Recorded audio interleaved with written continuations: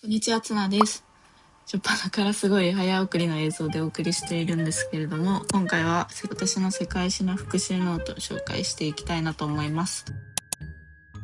で、私もともと世界史は本当に嫌いだし苦手だったんですけど、なんかクラスの中にいるわけですよね。なんかすごい世界史とか日本史、歴史が好きな子ですごくこう先生に話しに行ってすごい歴史の話で盛り上がってたりとか、なんかもう何も勉強せずに覚えられちゃう友達とかもいたりして、やっぱ歴史のこう勉強って向き不向きあると思うんですけども、私は本当に向いてない方で、最初の方とかも全く点数も取れてなかったりして、なんでこんな昔の人たちの話を覚えなきゃいけないんだっていう気持ちでいっぱいいっぱいだったんですけど、多分そういう人いっぱいいるんじゃないかなと思っています。そういうような世界史アンチの私でも、点数が取れるようになった方法を今回ご紹介できればと思ってます。で、このノートを見ていただいたら分かる通り、まずノートは白紙を買ってください。線があるとすごくこう書きにくいですね。もう世界史はぐちゃぐちゃな感じで書いていくのが一番覚えやすいと思うので、まず白紙のノートを買いましょうというところで、はい。で、白紙のノートを手に入れたら、このノートを作るにあたって3つのプロセスがあるので、それぞれ紹介できればと思います。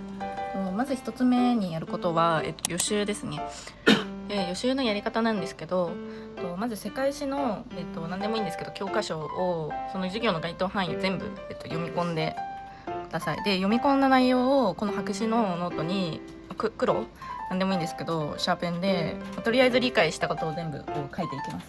で、その時に重要なのが、構造化して書くっていう、構造化っていうほどでもないんですけど、できるだけ図式化していくっていうところですね。このノートでいうとなんかこの辺り、地図になってると思うんですけど、とにかく世界史って縦の時代の流れと横の各国の動き、縦と横を理解していくことが重要だと思っているので、こんな感じで必ず地図は書いてください。で、このトルコイランで、何がどういう時系列で起きているのかっていうことを意識しながら、教科書を読み込んで、理解したことを、こんな感じでまとめていく。で、例えばこの地図でもうこれぐちゃぐちゃで何が書いてあるか分かんないんですけど、この時代ではここではこういうことが起きていた、ここではこういうことが起きていたっていう風に、1枚にまとめていくようなイメージですね。予習し終わった後に、授業を受ける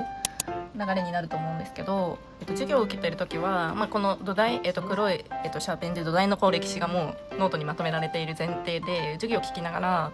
先生が言った重要ポイントであったりとか、なんかこう気になったポイントとかも何でもいいんですけど、授業で得た知識をこの赤で、このノートに書き込んでいきます。なんかこの辺重要だったなとか、あとは教科書に書いてない内容とかも先生が喋ったりすると思うので、その内容をどんどん補足をしていきます。で、最後3つ目のプロセスで復習なんですけど、多分授業が終わったら何らか問題集とか何かしら皆さん復習してると思うんですけど、そこでゴミ緑かな、なんか違う色のペンで、問題集で間違えたポイントとか、ここあんま覚えきれてなかったなみたいなポイントを緑でちょっと補足をしていくっていう。例えばなんかオスマン帝国でこの海戦の前になんかこのハチの戦いがあったのを多分ここではまとめきれていなかったんですけど、問題集で出てきたみたいな形で多分ここで緑で書かれているかと思うんですけど、なんかこんな感じで、問題集で出てきたポイントも補足、違う色のペンで補足をしていく。これをやっていくと自然とこのノートに情報を一つのこのノートを見れば全部こう歴史がわかるっていう風に情報を一つにまとめるっていうのが私はめちゃくちゃ覚えられるようになったポイントだなという風に思っていて、その教科書の内容も資料集の内容も来週で間違えた内容も全部このノートに集約していくことで、もう脳内がこのノートをイメージしてやれると良いのかなと思います。